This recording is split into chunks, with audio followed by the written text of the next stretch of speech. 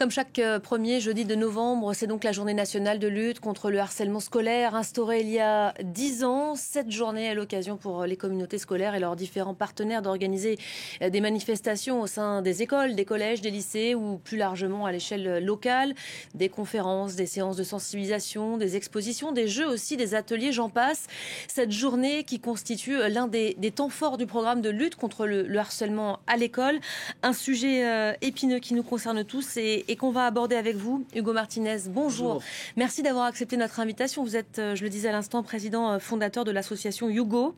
On va expliquer le nom. C'est votre prénom et en même temps, c'est le signe que voilà, il faut aller de l'avant. Elle a été créée en 2018 afin de lutter contre le harcèlement scolaire. Vous qui avez vous-même été harcelé pendant 12 années, évidemment, vous allez nous partager votre expérience. Vous avez décidé de mettre à profit votre histoire pour aider ceux qui sont aujourd'hui victimes de harcèlement ou leurs parents qui sont bien souvent démunis. Journée de sensibilisation, ça veut forcément dire petit clip. On va regarder le clip national donc, qui est proposé dans toutes nos institutions en cette journée. Je vous laisse découvrir. Je te montre une vidéo, regarde, t'as vu? Oh, une dégoût, c'est marrant. Mais oui, elles sont ensemble. Oh, c'est tellement là. Oh, les lesbiennes là. Ah non, franchement, moi j'aurais honte de venir au collège. Dans l'ignorance, je me sens rejetée. Du droit d'aimer, on me fait douter. Leurs moqueries hantent mes pensées. Mon cœur se serre, ma tête va lâcher. Seule dans le noir, j'ai peur du miroir, de regarder en face. Je perds tout espoir. Dans ce couloir, je me sens pas à ma place. Tout différent, mais pourquoi se moquer? Triste à l'intérieur, obligé de me cacher.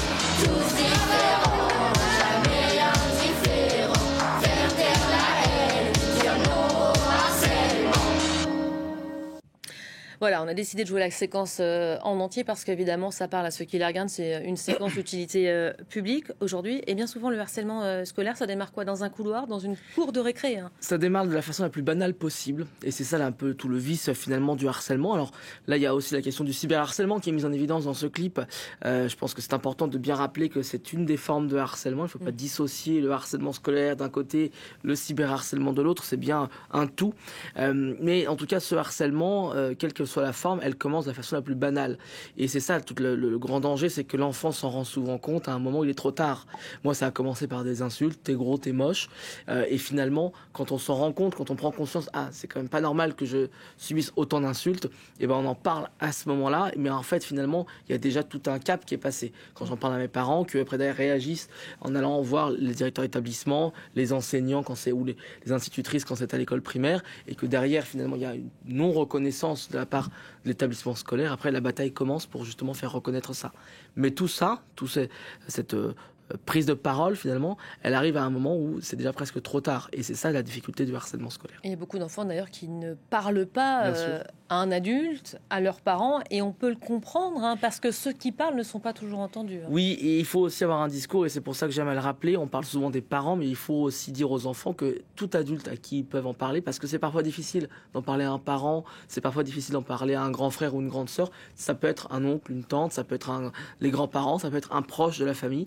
À partir du moment où c'est un adulte, il saura après vers qui rediriger, transmettre l'information.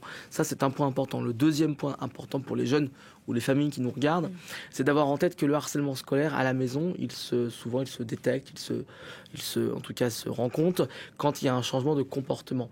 Un jeune qui était plutôt impliqué sur le plan scolaire, qui devient désimpliqué, ou un jeune qui était plutôt extraverti, qui va plutôt se renfermer sur lui-même. Bref, tout changement de comportement, ça doit alerter les parents, les proches, et donc ouvrir à une discussion sur le sujet du harcèlement, et peut-être enquêter même à aller voir l'école, l'établissement scolaire, pour justement creuser un peu tout cela. Voilà, parler à un adulte, à ses parents ou à un référent, est-ce que ça aide forcément l'enfant? Ça, c'est une question qui revient régulièrement parce qu'on voit des cas où la situation finalement ne fait qu'empirer une fois qu'on a témoigné. Il faut en parler, ça c'est clair, parce qu'on ne peut pas aider un enfant. Alors notre rôle d'adulte serait de justement pouvoir détecter au plus tôt possible, mais vous savez aujourd'hui, la réalité est très claire, c'est qu'aujourd'hui, dans tout le parcours d'enseignant, il n'y a aucune heure qui est dédiée à la formation du harcèlement scolaire. Ce n'est que de la formation continue. Donc, une fois que vous êtes enseignant, on vous propose des modules de formation optionnels pour vous former au harcèlement scolaire. Donc, on n'est pas prêt tout de suite, tant qu'il n'y aura pas un changement de comportement là-dessus de la part de l'Éducation nationale et de notre gouvernement. On n'est pas prêt d'avoir tous les moyens mis en place pour la détection précoce. Donc, c'est un peu aux enfants sur lesquels on se repose de parler, malheureusement. D'ailleurs, on le voit, la politique nationale menée sur le sujet, les ambassadeurs contre le harcèlement, c'est un peu un aveu de faiblesse. Parce qu'on demande aux enfants eux-mêmes de se détecter entre eux. Et parfois, ça aggrave la situation parce que remettre cette question entre les mains d'autres enfants qui peuvent eux-mêmes être partie prenante, finalement, c'est une lourde responsabilité que de devenir un ambassadeur dans une cour de récré. D'ailleurs, on l'a bien vu, vous savez, en juin, quand il y a eu ce jeune qui a attaqué à coups de couteau sa surveillante. Il était ambassadeur harcèlement scolaire. Ça n'a pas de sens. Et en fait, c'est pareil, ces études-là qu'on mène, ces questionnaires qui sont distribués aux jeunes.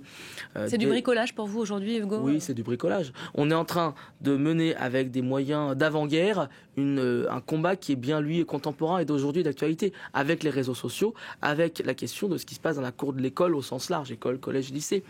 On est en train, en fait, de se dire, voyez, moi, je prends l'image souvent, un enfant dont on arrache le cœur, c'est pas un pansement qu'on lui met, on le soigne. Parce qu'il y a aussi la question, on parlait de la prévention, mais de l'accompagnement des victimes.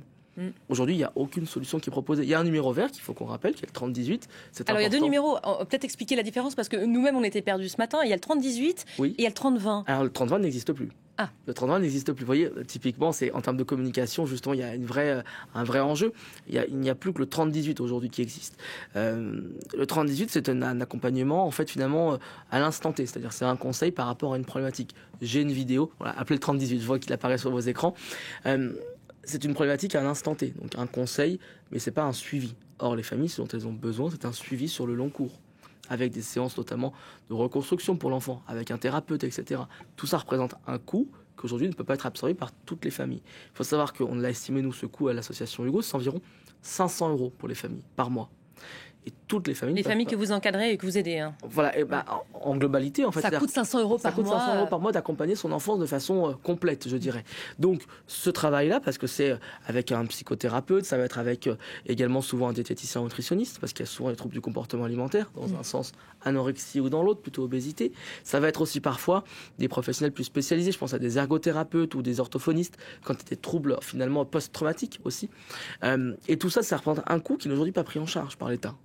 Et nous, en tant qu'association, ce qu'on essaie, c'est de faire avec des bouts de ficelle et des bouts de corde, d'essayer de trouver des réponses à cela. Et donc d'essayer de mettre en lien avec des professionnels qui acceptent de recevoir gratuitement, ou en tout cas à titre gracieux, les familles. Alors, je suis allée sur le site de votre association. Donc, votre prénom à vous, c'est Hugo. Vous partez évidemment de votre vécu. Personnel. Vous tentez de le mettre à profit. Bien sûr. Hugo, expliquez-nous le jeu de mots. L'idée, c'est qu'en fait, alors d'abord, moi, le message que je portais, c'est un message d'espoir. C'est de dire à tous les jeunes, encore une fois, qui nous écoutent, toutes les familles, c'est que le harcèlement scolaire, ce n'est pas une fatalité. On peut s'en sortir. Moi, j'ai eu la chance d'avoir des parents à mes côtés, justement, pour m'aider, pour m'accompagner, me soutenir, alerter, faire le nécessaire auprès des établissements scolaires. Tous n'ont pas cette chance-là, et c'est pour ça aussi qu'on essaie de sensibiliser les parents sur comment ça se détecte. Et la question des écrans, aujourd'hui, fait que, malheureusement, il n'y a plus assez d'espace de dialogue, je dirais, dans les familles. Et donc, c'est vrai que ce message-là d'espoir, il doit permettre à d'autres jeunes aussi de tenir d'abord et puis de se reconstruire. Moi, ma passion pour le cinéma et le théâtre m'a permis de me reconstruire, d'en ressortir plus fort. Et c'est ce qu'on veut insuffler. C'est d'ailleurs dans ce sens-là que moi, j'ai signé hier au Journal du Dimanche une tribune avec Jean-Louis Borloo, notamment Pascal Gentil, l'ancien champion du monde de taekwondo, et la maire de Pontoise, pour justement dire que face à ce fléau du harcèlement scolaire, on doit pouvoir s'appuyer sur deux secteurs majeurs en France, la culture et le sport. Je suis convaincu que ces passions, nos jeunes en fait ne sont plus passionnés. Nos jeunes se sont détournés des activités, et moi les présidents de clubs sportifs ou culturels me le disent.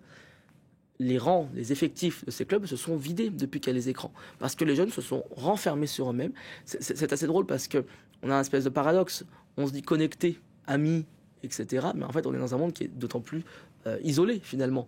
Nos jeunes sont connectés virtuellement, mais en fait très isolés socialement. Il faut se tourner vers l'extérieur, si je vous écoute finalement aujourd'hui. Une journée comme celle-ci, j'ai commencé par dire, vous avez peut-être habillé vos enfants en bleu ce matin. C'est le cas de mes deux enfants. Et c'est pas le cas des enfants de mes collègues dans la rédaction qui disaient, mais moi, dans mon école, il n'y a pas ça aujourd'hui. En fait, malheureusement, ce qui aujourd'hui fait l'exception, c'est-à-dire des établissements qui sont très mobilisés ou des personnels qui sont de façon éparse très mobilisés, peut-être un peu plus que les autres, ça devrait être la normalité. Et en fait, aujourd'hui, on se félicite quand il y a un établissement qui est un peu moteur. C'est au beau vouloir de chacun, en fait. Mais c'est très clairement cela. C'est-à-dire qu'aujourd'hui, en fait, cette politique menée aujourd'hui en France sur le harcèlement scolaire, cette politique nationale, elle est très aléatoire. Un cas de harcèlement sera traité de façon complètement différente d'un établissement scolaire à l'autre. L'idée de la journée comme ça, là, tous en bleu, c'est de dire on est tous habillés dans la même couleur. C'était celle d'une autre édition le 18 novembre. On est tous habillés de la même couleur, on est tous les mêmes finalement. Il faut qu'on se parle aussi. Et ça commence dans certains établissements. L'école de mes enfants, c'est dès la maternelle.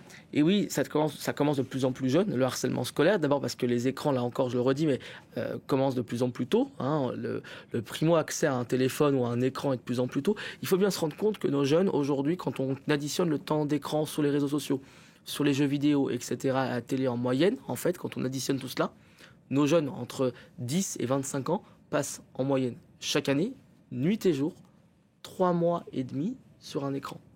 3 mois et demi, ce sont des chiffres qui doivent quand même nous alerter. Et donc c'est vrai que quand on voit que finalement ils arrivent de plus en plus tôt, eh bien forcément on doit avoir une attention beaucoup plus forte. Et les parents doivent avoir, c'est ce que je disais tout à l'heure, cette question du débat, du dialogue dans la famille, on ne l'a plus. Moi, j'ai beaucoup de familles qui nous contactent, qui me disent mais en fait non, mais moi je m'en suis pas rendu compte. Je suis tombé des nues quand mon enfant m'en a parlé du harcèlement scolaire. Mais en fait parce que il faut reparler, il faut questionner, ne serait-ce que comment ça s'est passé ta journée, comment tu as vécu ta journée, est-ce que ça s'est bien passé ou mal passé. Ces questions-là, elles peuvent recréer du dialogue. Uniquement des parents d'enfants harcelés qui vous contactent ou aussi des parents de harceleurs, parce qu'on le voit finalement, il faut commencer par là, s'intéresser par ceux qui harcèlent. De quoi ça part? Dans 9 cas sur 10, les enfants harceleurs sont en fait des enfants qui souffrent autant qu'ils font de mal. Ils ont eux-mêmes aussi une fragilité. Parce que l'enfant harcelé aussi, c'est souvent une fragilité qui fait qu'entre jeunes, ils s'en rendent compte instinctivement. Cette fragilité, ça peut être une fragilité physique, ça peut être une fragilité intellectuelle, sur le plan scolaire, sur le plan familial. Sauf que d'un côté, le harceleur, il arrive à prendre le lead, je dirais, sur le groupe classe, à liguer en fait tout un groupe classe à ses côtés contre le harcelé, et donc le mettre en lumière lui plutôt que sa faiblesse intérieure. Et d'un autre côté, en face, le harcelé, lui, est plutôt fragile. Donc moi, ce que je dis, et ce que j'affirme de plus en plus, c'est que les primo-harceleurs, il faut comprendre pourquoi ils en arrivent là. Alors, il y a les cas sur lesquels ça relève du trouble psychologique, ça on ne pourra rien y faire, il faut les soigner. Mais par contre, sur ces jeunes qui souffrent, il faut leur apprendre qu'il y a d'autres moyens que la violence d'exprimer leur mal-être. Par contre, sur les récidivistes, cette tolérance, zéro. On ne doit pas avoir cette position de laxisme vis-à-vis de nos mineurs. On voit les actes, je pense à la petite Sarah, qui il y a quelques semaines a mis fin à ses jours, à 9 ans. On ne peut pas accepter cela aujourd'hui en France. On parle des harceleurs parce que de plus en plus d'anciens harceleurs repentis, devenus grands, ont commencé à parler. C'est assez nouveau comme phénomène. Je vous propose de regarder le témoignage de l'un d'entre eux. Il s'est repenti auprès de son ancienne victime. Regardez. Pour se libérer d'un poids et d'une forme de culpabilité, Guillaume Santandréou a décidé de prendre la parole publiquement. Il assume avoir harcelé certains camarades de classe dans un long message posté sur les réseaux sociaux. Je me moquais sur le physique, sur tout ce que je pouvais trouver. J'allais même parfois jusqu'à être violent. Je l'ai fait durant la primaire et une partie du collège. Et la chose qui me hante le plus, c'est de me dire que probablement ils y pensent peut-être encore. Le déclic lui est venu en lisant le témoignage d'une jeune femme harcelée. S'il se repentit aujourd'hui, c'est selon lui d'abord pour les victimes. Peut-être que dans le fond, il y a aussi une part de j'ai besoin de mettre des mots et de me pardonner à moi-même. Mais en tout cas, mon idée, c'est vraiment... je pense que ça peut aider des gens et c'est vraiment le but de la démarche, en tout cas. Parmi ces souffres-douleurs, il y avait Mélodie Pastor. Coucou Mélo. Coucou. Les deux anciens camarades de primaire ont repris contact il y a quelques années. Âgée de 32 ans aujourd'hui, elle n'a pas oublié les années de moquerie. J'étais juste seule, incomprise et comme la bête noire et la solitude entraînent les railleries. On était plusieurs à nous moquer de toi. Et effectivement, à t'isoler et même à s'arranger presque pour être sûr que tu sois seul, à dire même que tu étais malade pour pas que les gens s'approchent de toi, etc. Enfin, c'était vraiment un effet de groupe, je pense, ouais. Depuis, Guillaume lui a présenté ses excuses, qu'elle a acceptées. T'as reconnu tes torts, c'est toujours un moment qui fait du bien, qui est libérateur. Les excuses ne gomment pas le passé, mais par contre, oui, ça aide à reconstruire.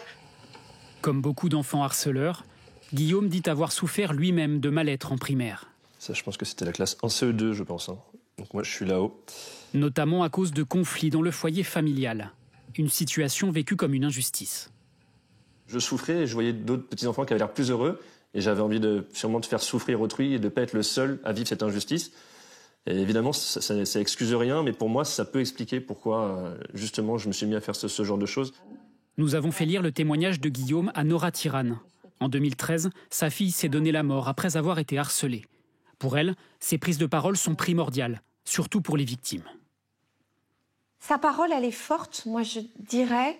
Elle dit aux personnes, vous n'y êtes pour rien. S'il y a des personnes victimes qui l'entendent, eh bien il vient vous confirmer que vous n'y êtes pour rien, qu'il n'y a pas de profil type, et qu'en effet c'est du côté des auteurs de faits et des harceleurs qu'il faut agir.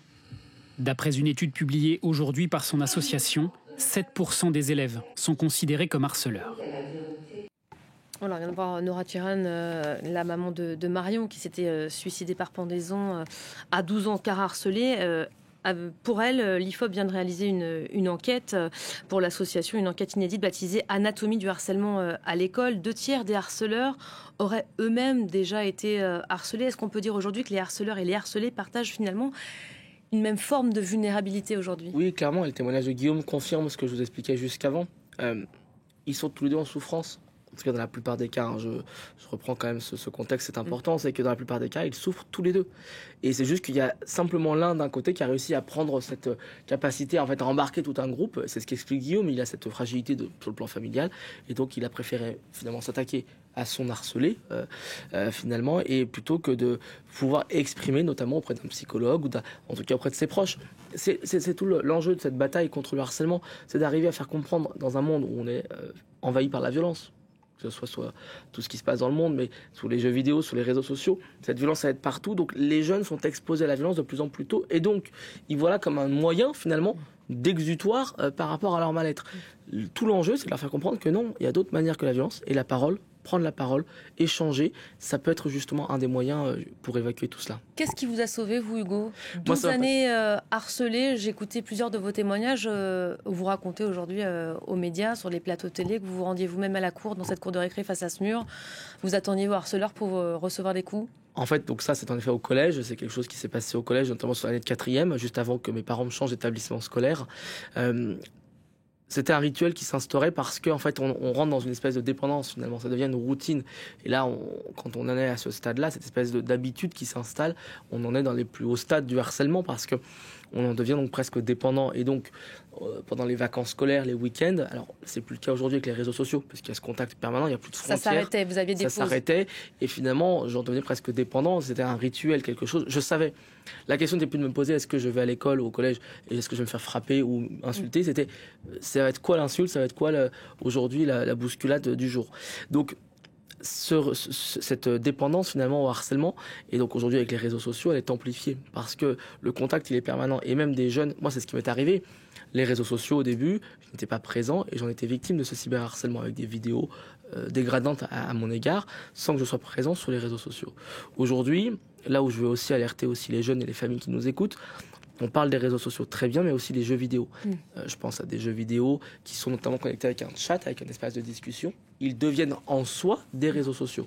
Et là, il faut être très vigilant parce que les jeunes, du coup, ne discernent pas forcément à ces jeunes âges que parce qu'il y a un chat, parce qu'il y a une communication entre joueurs, ça en devient un réseau social. Et donc, il faut être tout aussi vigilant sur ces jeux vidéo et pas se dire, bon bah, ok, j'isole mon fils ou ma fille des réseaux sociaux, je le mets sur les jeux vidéo. Mais en fait, non, c'est aussi un espace de non-droit. C'est vrai qu'on parle beaucoup, par exemple, de TikTok. Il y a le parquet de Paris qui vient d'annoncer avoir ouvert une enquête préliminaire contre la plateforme accusée de mettre en danger la santé mentale des jeunes utilisateurs. Ça ne s'arrête pas là, c'est ça que vous êtes en train de dire.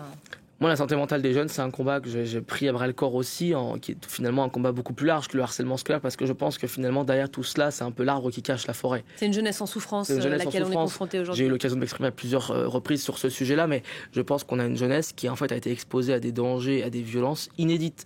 On est dans un climat qui est presque, certains psychologues le disent, pire qu'un climat de guerre.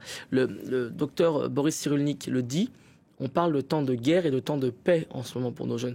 Il y a eu le Covid, il y a la guerre en Ukraine, les différents conflits de guerre, il y a le climat politique instable aussi aujourd'hui en France. Et dans tout cela, il y a un accès à l'information en continu qui est de plus en plus précoce et de plus en plus quantitatif.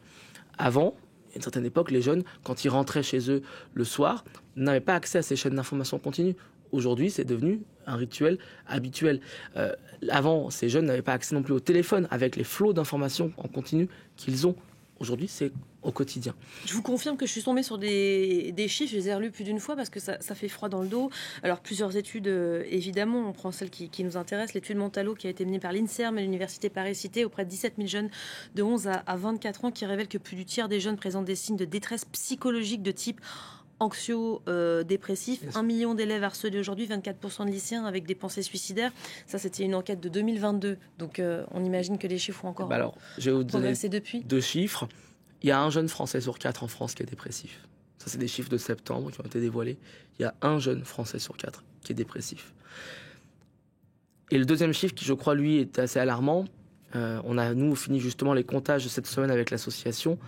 Cette année, en France, il y a 34 jeunes qui sont décédés du harcèlement scolaire. 34. On est à un décès, c'est malheureux de le dire, de battre des records. Il y a 2-3 affaires qui sont en cours sur lesquelles on attend des confirmations du lien avec le harcèlement scolaire. Il y a une classe d'élèves, donc chaque année, qui en France décède du harcèlement scolaire. Et nos pouvoirs publics affirment avec fermeté et sérénité que tout est fait en matière de... Je crois que vous êtes un peu en colère. On parlait tout à l'heure, quand je me suis rendue sur votre site, j'ai vu tous ces visages de bénévoles et ma réaction a été de vous dire il y a beaucoup de monde au sein de votre association. Vous avez mesuré le propos, vous m'avez dit on est monté jusqu'à 70, on n'est plus que 3. On n'est plus que 3, en effet, parce que l'association Hugo a le courage de dire les choses, de les affronter. Je pense notamment à ce combat pour le délit de harcèlement scolaire, pour lequel personne ne veut entendre parler, la classe politique, il y a encore quelques temps. Maintenant, tout le monde s'en félicite, mais c'est comme ça pour tous les nombreux combats sociétaux. Et donc, d'avoir ce courage, ça nous apporte aussi forcément des complications. Et aujourd'hui, la réalité, c'est que l'association Hugo n'est pas soutenue par les pouvoirs publics.